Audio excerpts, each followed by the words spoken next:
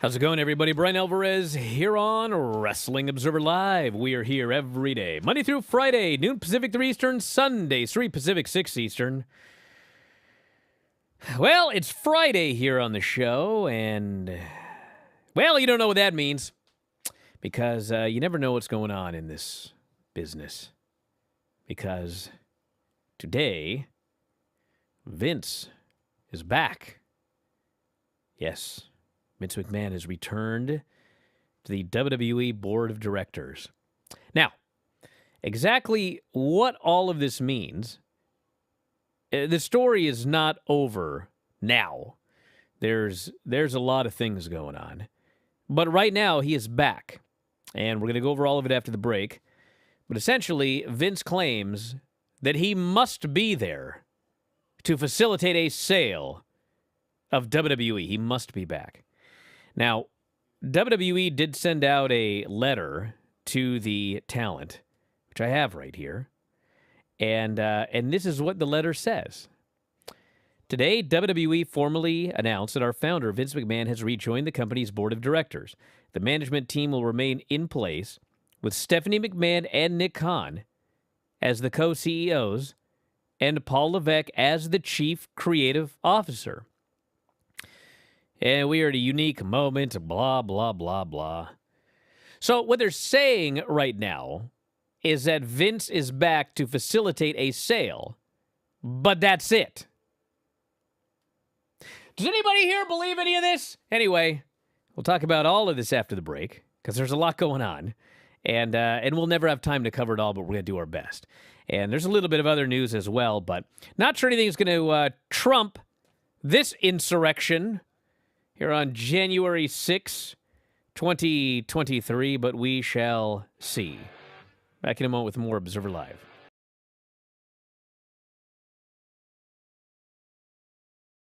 It's time to play some trivia. How well do you remember last year's Day 1? Question number 1. Where did WWE Day 1 take place? A. Albany, New York. B. Boston, Massachusetts. C. Atlanta, Georgia. D. Atlantic City, New Jersey.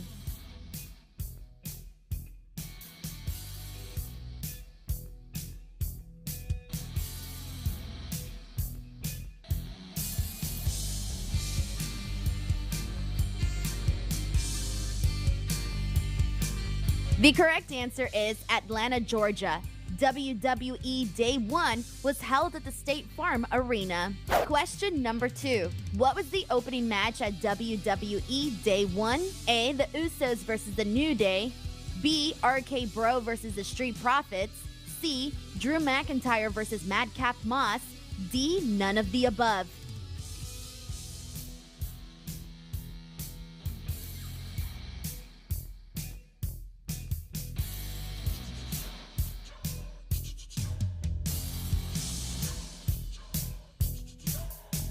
The answer we were looking for is the Usos versus The New Day. They kicked off the main card in which the Usos defeated The New Day to retain their WWE SmackDown Tag Team titles.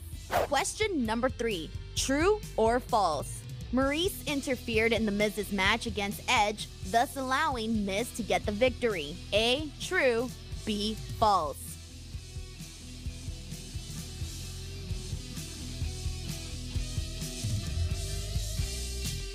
The answer is false. Maurice did distract the referee, but it was Beth Phoenix who came out and chased her away. Edge then hit the spear on Miz to get the victory. Question number 4. Which of these names was not in the Fatal 5-Way match for the WWE Championship? A. Seth Rollins. B. AJ Styles. C. Bobby Lashley. D. Big E.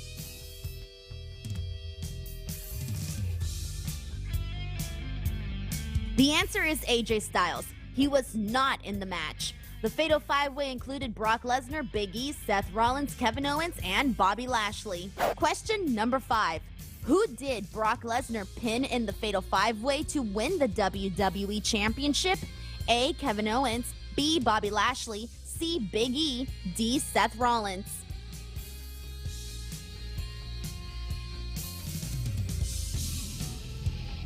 The answer is Big E. He pinned him to become the new WWE champion. Thank you guys so much for playing this trivia game. I'll catch you on the next video. In the meantime, enjoy the rest of Wrestling Observer Live.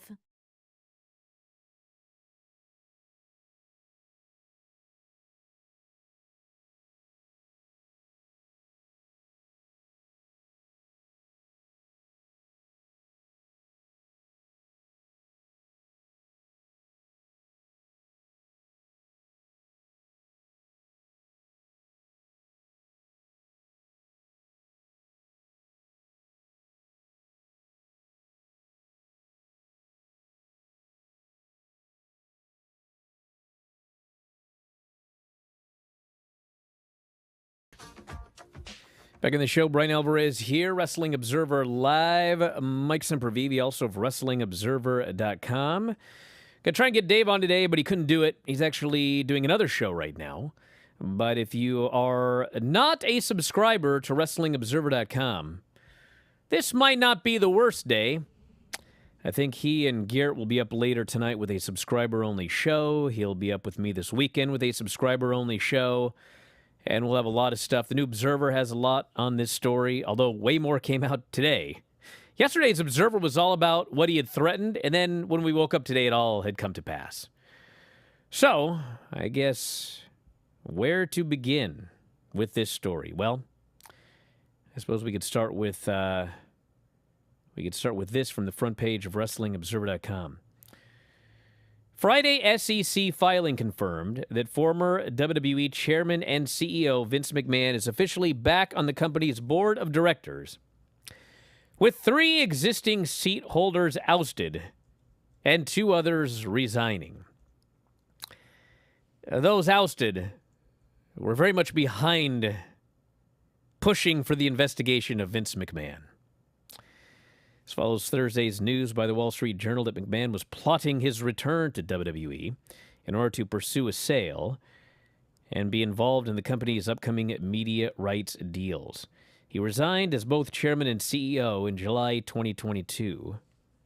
By the way, for those of you angry at Tony Khan's tweet today about how everyone is being nice to him at work last 24 hours, let's read what happened here. McMahon resigned as both chairman and CEO in July in the wake of a board investigation into multiple hush fund payouts to women who he had allegedly, well, a lot of different things, sexual misconduct. News broke in December. He was looking to make his return to the company amid the feeling he got bad advice. It was bad advice after that scandal and the accusations and the hush money, the company hush money. He was given bad advice to step away. He decided now would be the time to return.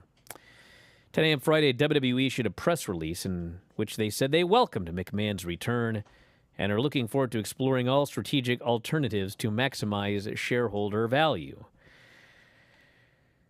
As Vince McMahon stated yesterday, WWE has an exceptional management team in place, and I do not intend for my return to have any impact on their roles, duties, or responsibilities. Now, Vince had requested to return to the board a little while back, and they essentially told him no, and so this was Plan B. So his return includes a reinstatement. Think about this, by the way. I think I should just give up the prediction show. His return includes the reinstatement of former WWE executives George Barrios and Michelle Wilson. Do you remember what happened to them? He fired them. He thought that they had certain ideas. He had certain ideas. He was like, get out of here, and he fired them, and the stock collapsed when he fired them. Well, now they're back. They are filling spots from others on the board that have quit or been forced off the board. Hey, Brian, can I throw something in right there? If you'd like, yeah. Wilson and Barrios stepped down in January of 2020 because they did not want the company to take the network that they helped to create and license that network, okay? Vince had an issue with that because of what Nick Khan was doing and then further did in getting their content licensed and getting massive television deals for them, which basically opened up the door for Nick Khan to come in. So as Vince is saying that not only is he the only one that can help guide them through any sale or media negotiations deal, he is bringing in Wilson and Barrios, who basically had to go to the side because they didn't like the way that they were doing the media negotiation deals. So everybody looking to work as a happy family. So go ahead. Now there's a lot. I mean, there's so much going on here, but I'm going to try to make it. I'm going to try and make it easy for everybody. Okay. So as noted, he wanted to come back, and they told him no. This will not be in the best interest of the shareholders. So he has done what he has done here to basically put himself back on the board, and get rid of people that were involved in spearheading this investigation and putting his own people in. Okay. Now, if you guys remember, there's a lot of talk about the stock market and the stock today because this stock is up 24% right now. 24%. Okay. Now, the first time that there was a story in the Wall Street Journal about maybe 2-3 weeks ago, the first time that there was a story where it had been mentioned that Vince wanted back. Do you guys remember what happened to the stock that day? The stock fell. Okay? Now, Vince is back, and the stock is skyrocketed. So what's going on here? Well, the original story about how Vince wanted back in was merely that. Vince wanted back in. Now, if you only hear that Vince wants back in, well, what do you presume? You presume that he wants to come back and do everything that he was doing before. The stock market was not bullish on that idea.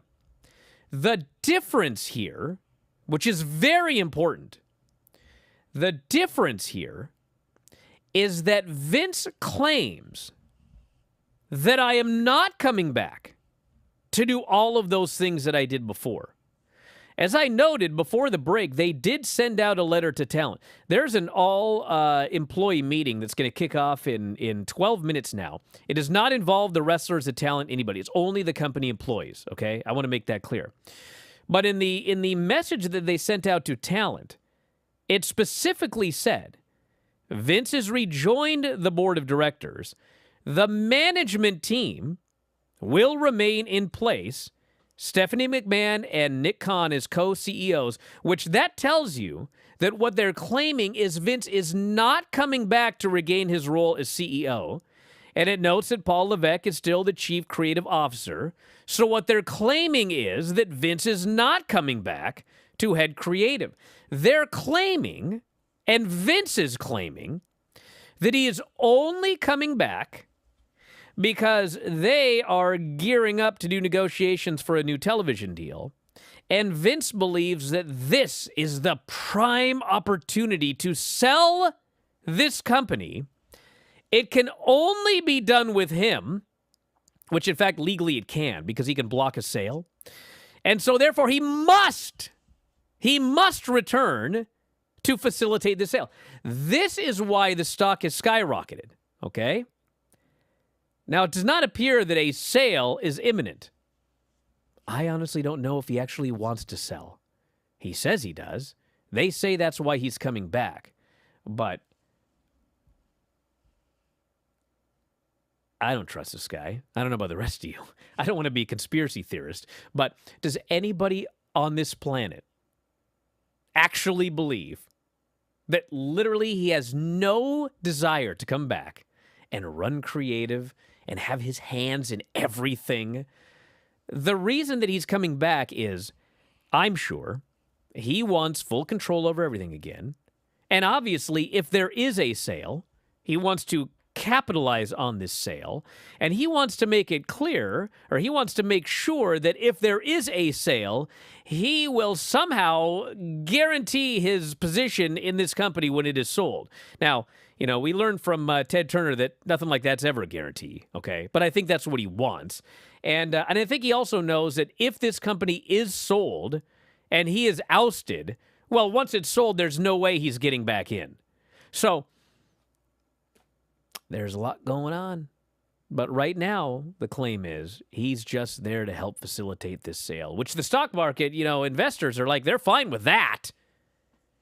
But we shall see what happens in terms of putting that little hand in all of the other pots, which I would like to talk more about after the break, but we'll get Mike's thoughts as well. Wrestling Observer Live.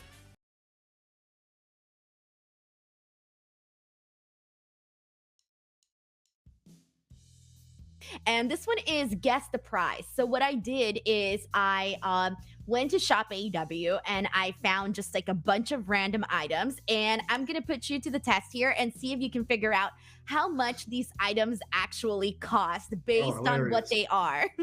So are you ready? It's yes. Price is right. This is a Young Bucks money tie. How much do you think this cost on Shop AEW? $44.99.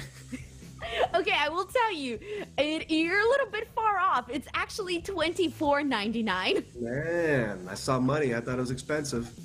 That's true, huh? Okay, next one up. This Danhausen mask that is actually sold out on Shop AEW. Ooh, $30. $19.99.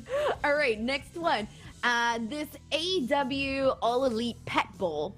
Ooh, it's ceramic. $39.99. $14.99. Shit, man. I just got money to blow, I guess. This is the AEW ornament. $9.99. $9.99. The price we were looking for, you were close. It was $14.99. And next one up, I hope you get this one here. Oh, Peter man. Avalon. Priceless, baby. Priceless. Signed autograph here. Priceless. If you're buying it off me, it's going to be $999.99. Yeah, am I close? Yeah, pretty close. On Shop AEW, it is the 8x10 for $30, but priceless, I think, is the way to go. It'd probably sell. They could probably raise the price if they used a more current picture of me where I'm in better shape.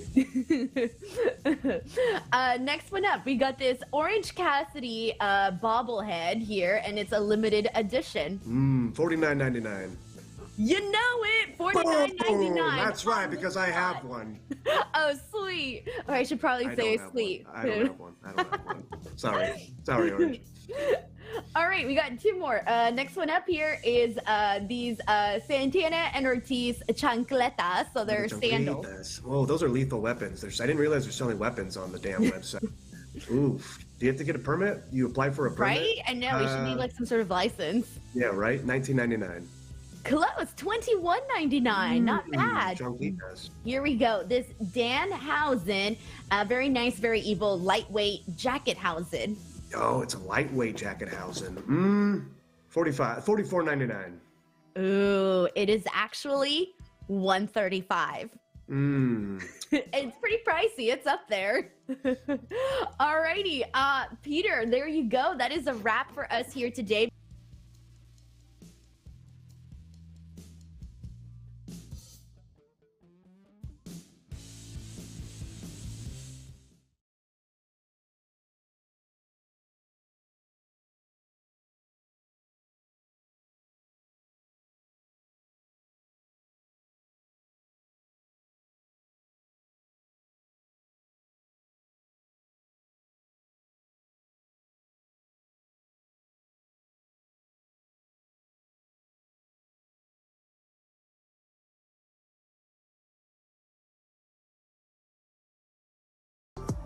Back in the show, Bryan Alvarez here, Wrestling Observer Live. Mike Sempervive, also of WrestlingObserver.com.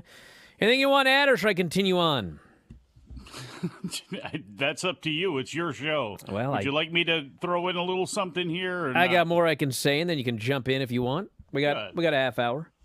So first off, this is not over now. It could be over, but it's not over in the sense that this could end up a legal issue, but it's going to end up a legal issue if something happens and this stock plummets. Like if he had walked back onto the board and the stock had dropped to 30, 40, I mean, this would have been a bloody, ugly battle. He baby-faced himself to stockholders with this. But it shot up, okay? Yeah. But it shot up because of the idea that he's coming in to sell this place. And the stock market doesn't care. Or it's the impending media deals. Either way, it's a windfall for investors. Well, the point is, I think everybody knew these media deals were coming up. But the difference is Vince is coming in to say, I'm ready to sell this place. Let's get this deal done. So that's what's happening like now. That's what this bump is about. But which is crazy, because in the same breath, it is directly opposite what they have proven, which is they can do this without him, and the fact that they don't need him. They need Nick Khan more to do these deals. I mean, the whole part of him for years, we talked about it with him leaving, was this company will tank without Vince. There was always that concern that could happen. And now look at it, but now we're saying this is what he's saying he's got to come back and do. It's bizarre. Well, the company is worth, I don't know, whatever, however many billions, but it's going to sell for like, I don't know, $6, $7, $8 billion, a preposterous amount of money, and that's going to go into the pockets of shareholders, a portion of that. And so that's what's going on. Now, my point is, that's what's going on now, okay? What's going to happen if, as time goes on, if it becomes clear that, there actually isn't a sale coming imminently? I mean, what's the stock going to do then? Whatever happens here is going to be determined by the stock price. And what he can get his hand in is also likely going to be determined by the stock price. Now, he is saying he's not going to be doing all this stuff. And here's the thing with whether Vince gets involved in creative or not. And I want to make this clear because a lot of you complain and don't watch the show. I do, okay? Here's how you're going to know.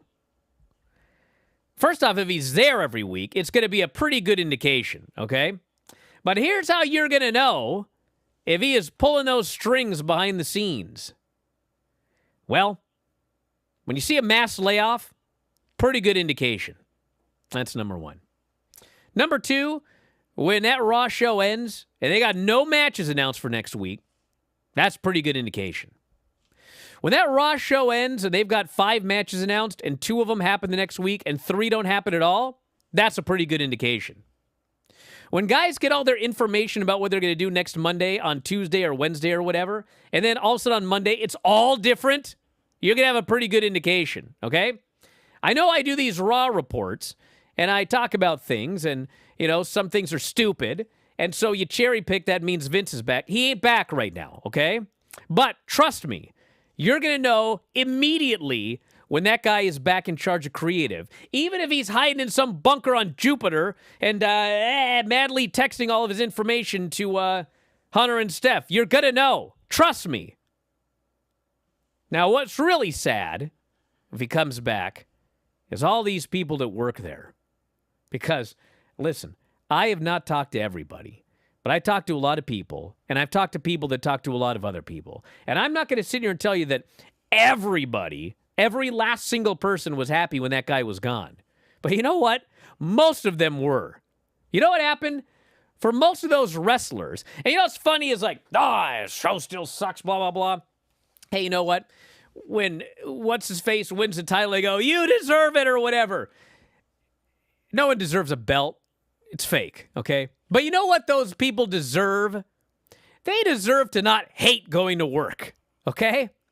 If you have a job where, like, stuff happens and you're dealing with, people who have died or what, that's a job that, like, that probably ain't fun going to work every day, okay?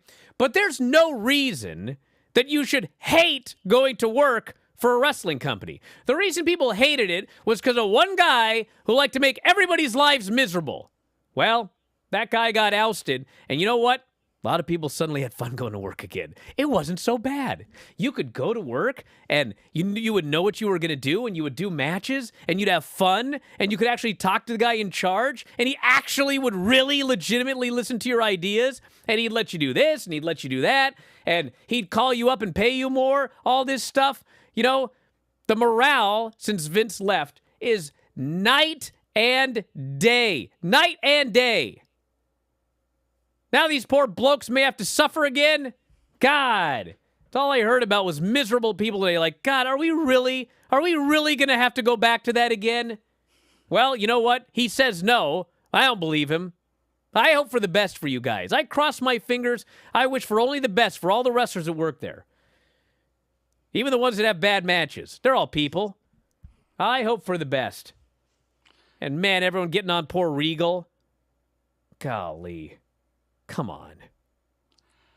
I can't speak with that much color or vigor over how it's going to affect these guys if he comes back in a creative role.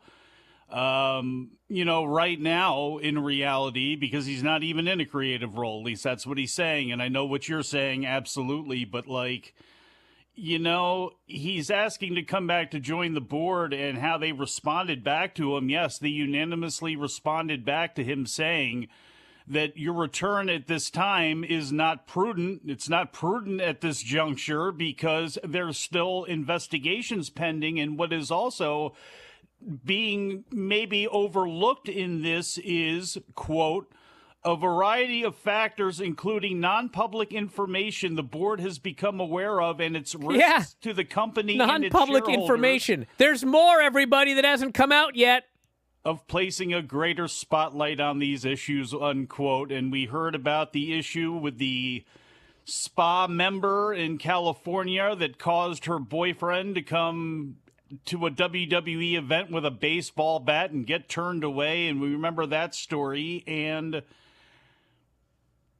Manjeet Singh and Ignace Lahoud. Lahoud was just added to the board late last year. Manjeet Singh, though, was the one who was the board's internal investigator into all of this stuff as it was happening. And you also, if you recall, and maybe some of you do, there were board members that resigned last year. And it's not like anybody is following them on a golf course asking, hey, man, what went down? Why did you quit?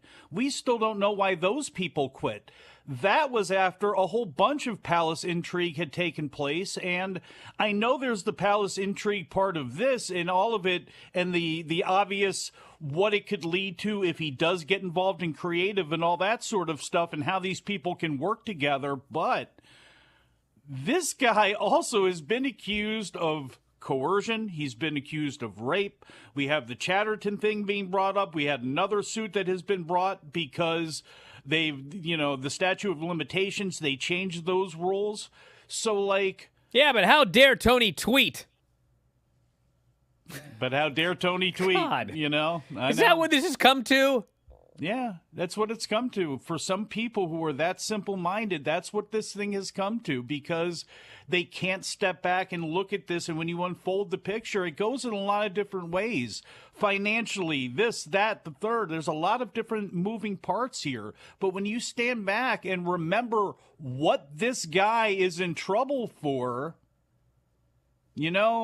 I know that if nobody pays attention, much like Dana White, and the stock price is fine and the ratings are good on Slap Fight once it debuts because it was only pushed back a week. I mean, if all that nobody lays the pressure on, if nobody holds the heat to the WWE investors and to the other board members and to the company in general and to its darling advertisers, then nothing's going to change. If he's back and maneuvering these deals after what he's been accused of, after the company has proven they don't need him to do these deals, when the guy they got from CAA is the most important part of doing these deals, I don't know. I mean, I can't believe it's really that much about the dollar, but it usually is. Of course it is. You kidding me?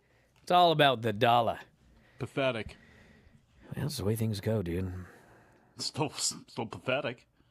This person says, Vince says he's just coming back to manage and won't be involved in creative or talent. And this man has a long history of being completely honest and consistent. There's nothing to worry about. Got a lot of those today. Seems people find this man to be untrustworthy. You think? Maybe we should do a poll. Is this man trustworthy? Is Vince McMahon trustworthy or not, everybody? That's going to be the poll I'm going to put up on Twitter. Actually, I'm not going to put it on Twitter. Don't. That would be ridiculous. No. This person wants me to No, I can't read my tweet on air. It was 2 words, and one was a dreaded F-bomb. You want to say he wants you to fornicate with yourself in a way that is anatomically impossible? Well, at the end of the day, and actually, believe it or not, this is that exact situation. We have to wait for this to play out, okay? The idea that he's back is just absolutely, positively mind-blowing. But realistically, if he actually is back only for the reasons that he claims, it's not the end of the world. But I don't believe that. Nor do I think anyone else believes that. Nor do I believe that's actually his intention. Back in a moment, Observer Live.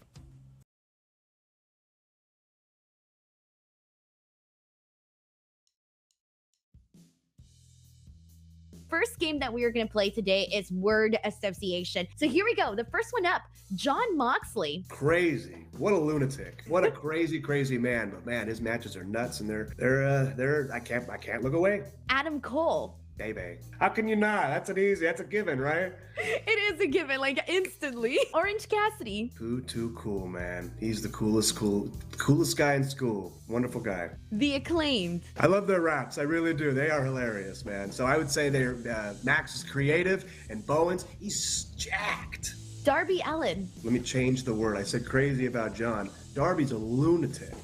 A lunatic. What's the craziest thing you've seen him do? Exist. His entire existence is kind of nutty. Adam Page. I guess I more so just have a story that he's a very, very sweet. He keeps to himself, but anytime we've passed by, he's the first one to say hello, looks me in the face, and he's just, just the way he treats people is very endearing. So I can't get enough of Adam Page. So to see his success is wonderful, and I love that he was champion and he was my champ. Brandon Cutler. Piece of shit. Danhausen. I do like that he's like a cartoon character, and I feel like I'm his Snidely Whiplash. You know what I mean? I'm kind of be his cartoon counterpart. Nobody else has a cartoon face like, I guess, Peter Avalon. Bryan Danielson. Best. The GOAT. And last one, Chris Jericho. Man, another one of the GOATs. I guess he had it on his butt and all embroidered and everything, and I guess Bryan looks like a goat, so only one can be the GOAT. I'll say Danielson's the GOAT and Jericho's the best. I love it. Alrighty, so thank you so much for doing this word association with me. But before we go, please tell the people where they can support you, where they can find you, where they can watch your stuff, and all of that. You can catch me twitter.com/Pavalon, Instagram.com/PPA all day. I have a website, peteravalon.com. You can see me kicking ass at New Japan. That's right. I'll be there November, December when we're out in LA. You can see me on AEW. I just had my match with Brandon Cutler. So go back, review that, see how incredible I am in victory. Catch my show, Championship Wrestling. And just keep a lookout for Big P.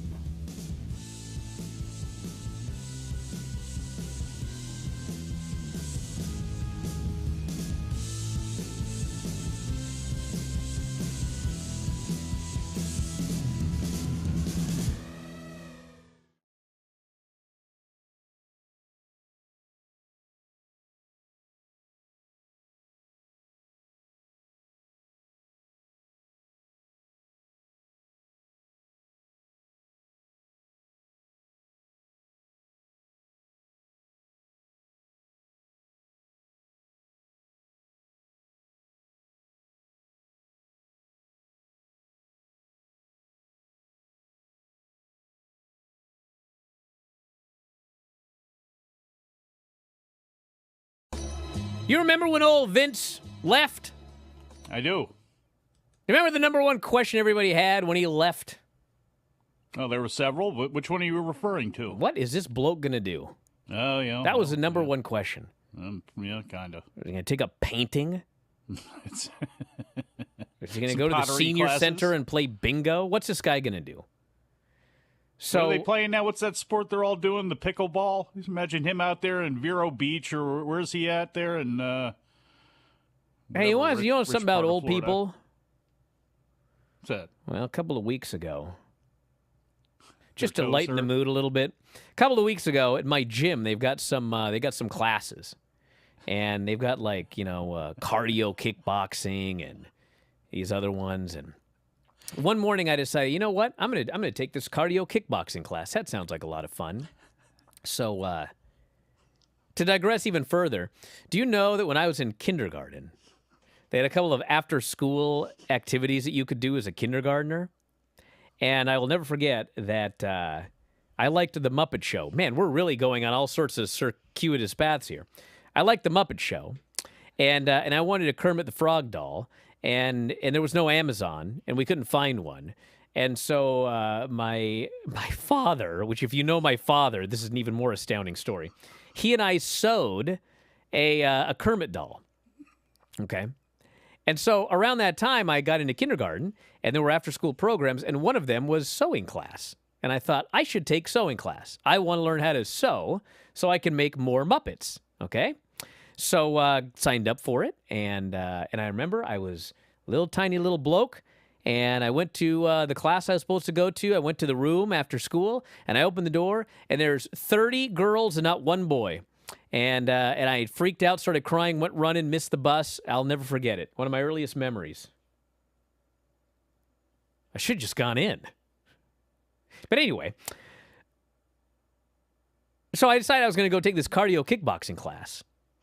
And it was largely similar to what happened when I went to the sewing class. It was all women. There's not one man there. And you went out crying. Now, that could have been like a really cool thing. But not only was it all women, but there was no one under the age of 70 in this class. Okay? Apparently the younger people go at night, because I guess most people have a normal job during the day. But you know what? I was like, I'm going to do this class with these old ladies, So I went in there, and, bro, these old ladies kicked my ass. Oh, my God. I'm sweating. My heart's pounding. And I look over, they ain't even breathing hard. They're just killing it. So anyway, I can only imagine Vince trying the same thing I did. He might have actually died if he tried to keep up with these old ladies. But anyway, what's the guy going to do was the question. Now, there's a point I brought all this up. There is a point I brought all this up, okay? Go ahead, yes. All right. So Vince McMahon was ousted, and he had no hobbies. He'd never done anything else in 70 years. He has nothing to do, but he has more money than he could possibly spend for the remainder of his days. Unless he wanted to negotiate to buy the moon, for example. Like, to live a somewhat normal life, or even a rich person's life, he had more money than he could possibly spend in a lifetime, okay? Especially at 77 or whatever he is. So you're telling me... I'm not. ...that after having literally nothing to do in his life, but more money than he could ever spend, he decided, what I would like to do is go back solely to facilitate a sale so that in the end, I will have even more money than I could ever possibly spend, and I will go back to Gold's Gym and do the cardio kickboxing class with the other old ladies. That's what you're telling me? No. The guy's bored out of his skull. He's completely bored out of his skull, and he wants to get back doing everything that he was doing before. Right? I guess. His motivation cannot be to have more money by selling this place. No. That cannot be his motivation to come back. No, his motivation obviously seems to be that he needs the power. He needs something to do. He needs to feel in the mix. He's Vince McMahon, damn it. I am the alpha. I steered this company. Sure, I stepped down, but I got bad advice about stepping down, about those charges of all those things that I did and all the money that was hidden and the reasons why that have come out. I got bad advice on all of that sort of stuff.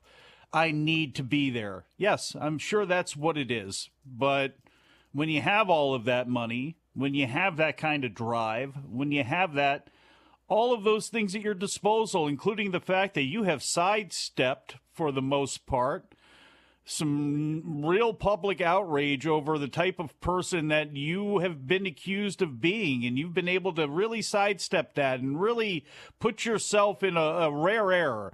The Don Kings of the world, who killed a man but is looked at as a high figure in the promotional world. Bob Arum, who is tied in with all sorts of different things over the years.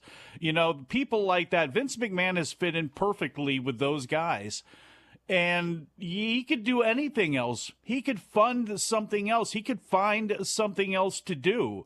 He is just choosing not to do that because he only knows one thing, and that shows a huge flaw in him. Everything else he's ever tried, he has failed at. Everything else he's ever stepped out to do, he has failed at. So here's the one thing, and here's the one thing he could have some power over. But the reality is his brick wall right now from the company that he wants to take back over is the possibility that there is more that's going to come out on you being possibly, obviously, you definitely somebody that has had a lot of sexual improprieties. To what levels we're not 100% sure on. We know what seemingly some of those NDAs have accused you of, and you're coming in back to that, like, and who levies those things back at him with those people gone from the board? If they come out again, then who are they? Who are the people that are left that are going to say that? And obviously, that's one bullet they have in their holster. I don't care what WWE tweeted out today as a company, and we're going to work together now that the executive chairman's back. A worked title for this guy. I don't know. I cannot believe with some of this stuff that we're not going to have more, because the timing of that last Wall Street Journal story coming out the same day as the Vice documentary, I don't think that was a coincidence. Do you? There's no such thing as a coincidence in a story like this. You kidding me? Yeah. This person says, I trust Vince McMahon as much as I trust Disco Inferno in his opinions. I have way more trust in Disco Inferno. Let me tell you. Is he still being investigated? Could something come out of that investigation that changes all of this? Well, they said the investigation is closed, but they have indicated that there are other... What was the exact... You should read the exact line, Mike. It is... So we don't screw this up. It is... The letter back to McMahon cited... Quote, a variety of factors, including non-public information the board has become aware of and its risks to the company and its shareholders of placing a greater spotlight on these issues, unquote. And that's when Vince then responded after that in the New Year's Eve letter back to them saying that he wanted his direct involvement, and that, quote, it is unfortunate that the board would seek to use this conclusion to attempt to extract an agreement from me not to return to the company. Any construct along those lines is entirely unacceptable, especially in light of the critical inflection points now facing the company. So again, Vince McMahon using the possibility of a worked sale to fire back against the fact that he generously stepped down after word has come out that he used company funds wrong, which goes against FCC, and I know I said that terribly, but it goes against the FCC and actual like rules that, you know, affect stockholders. Like all of the stuff that came out, like he's using like, hey, I stepped down of my own good deeds. How can you shut me out of this? It's just, that's mind-numbing too. Well, let's look at a couple of other news notes here very quickly. If there's anything else that comes out about this, we can talk about it, but there's a few things. Rampage is tonight. Top Flight versus Jon Moxley and Bryan Danielson. Jamie Hayter and Britt Baker versus the Renegade Twins. Darby Allin versus Mike Bennett for the TNT title. Pero Peligroso against TBA. That's total NXT name. And the House of Black will speak. I would like to see them wrestle. I'm sick of them speaking. I want to see them wrestle matches. And then the what it's called, Battle of the Belts. Acclaimed versus Jeff Jarrett and Jay Lethal, no holds barred. Jade Cargill versus Sky Blue for the TBS title for God only knows what reason after Wednesday. And Orange Cassidy versus Kip Sabian for the All-Atlantic title. And we also had the Dynamite rating, which mixed bag for sure, because the number was not good, and the 18 to 34 was drastically low, yet it still was the fourth highest rated show on cable, and if you exclude NFL programming, would have been number one, which tells you that everything on cable did a low 18 to 49 number. 864,000 viewers, the 18 to 49, 0.26, which was the lowest the Dynamite has drawn in that category since January 6, 2021. There was a big increase in males 12 to 34, and et cetera, et cetera. You know, there's a lesson to be learned about this Vince McMahon thing that there's a lot. Really, Tony Khan's tweet kind of should sort of, hammer this lesson home. But oh boy, the lesson is that nothing is forever until you are dead. And not to make what you're extrapolating out of this worked lesson. Actually, not to make light, but even when you are dead, it's a while after you're dead before it's forever. Because we got to shout out old Damar Hamlin here. Sky is breathing on his own. He's talking to his family. First thing he said when he came out was, "Did we win?" And the nurses told him, "You won at life," which in fact is true. So we talked about this story on Monday, but holy smokes, what a story. So, but yes, nothing is forever, guys. Vince is gone, whatever. That's just a story, dude. It is. Am I wrong? Am I wrong, Mike? No. Technically, you can take a lot of different things out of a story, and that is one thing that can be taken out of a story that you have taken out of this story and relayed to the people. And you know what? Maybe one person out there is sitting there going, you know what? I relate to the story that Bryan pulled out of that story, and now I relate to him even more, and I'm going to give him money as a super follower on his Twitter. Wow. I would never ask for that sort of thing out of that story. Back in a moment, Observer Live.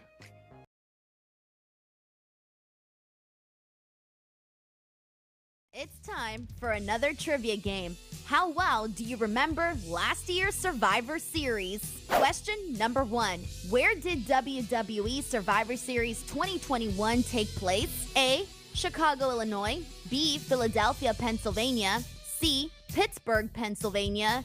D. Brooklyn, New York.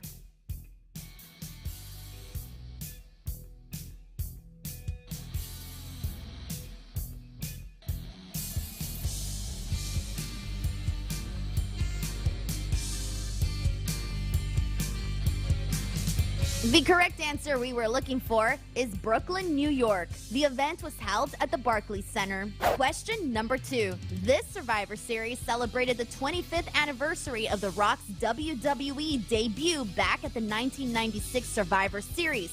A 25-man battle royal took place. Who won? A. Ricochet. B. Dolph Ziggler. C. Montez Ford. D. None of the above.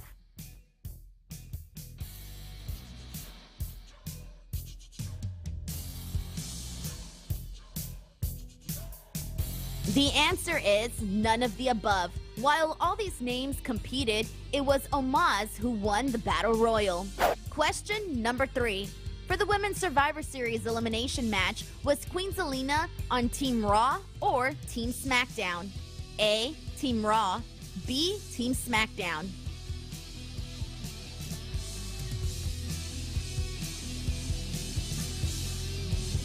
Queen Zelina was part of Team Raw along with Bianca Belair, Rhea Ripley, Liv Morgan, and Carmella. Question number 4.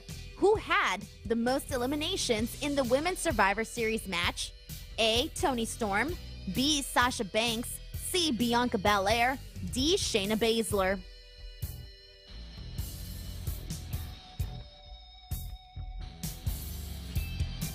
The answer is Bianca Belair. She had 3 total eliminations. Question number 5. Who was not in the Men's Survivor Series elimination match? A. Shinsuke Nakamura. B. Finn Balor. C. Austin Theory. D. Happy Corbin.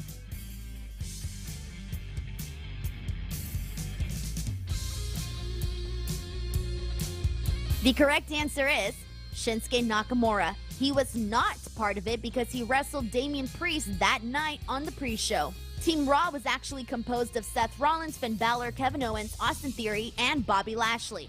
They defeated Team SmackDown, which was composed of Drew McIntyre, Jeff Hardy, King Woods, Happy Corbin, and Sheamus. And that's a wrap for this Survivor Series trivia. Hope you guys had a good time playing. In the meantime, let's get back to Wrestling Observer Live.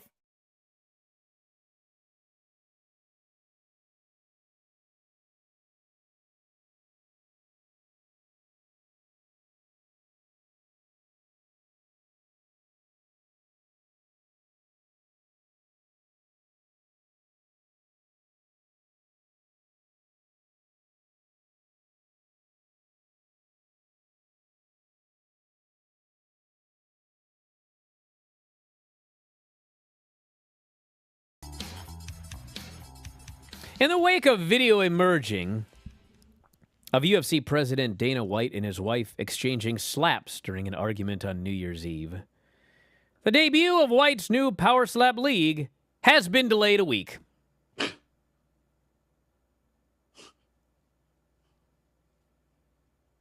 That'll show you.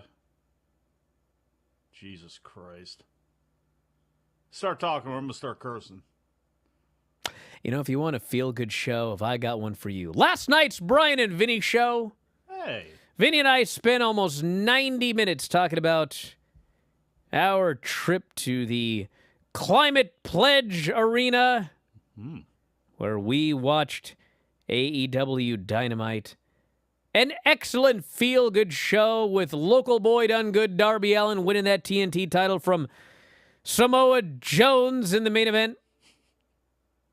And then a review of an insanely excellent match, which, by the way, this Vince story is so big, I haven't heard one person talking about whatever Dave rated that Omega Ospreay match. That's telling you something right there, dude. I thought that'd be all anybody was talking about today, but apparently not. So anyway, that match was great, and we talked about 33 and a third stars. Did he?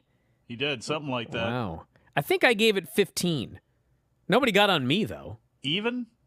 I couldn't give it a half. Oh. It was a solid 15-star match, I believe. Apparently here, 6 1/4 stars. 6 1/4? 6 I don't... He's just making some stuff up now. No. Everybody stop feeding into this. Stop doing it anyway for your own sake, because now I think the man is just trolling you. No, of course not. Should have been 7, though.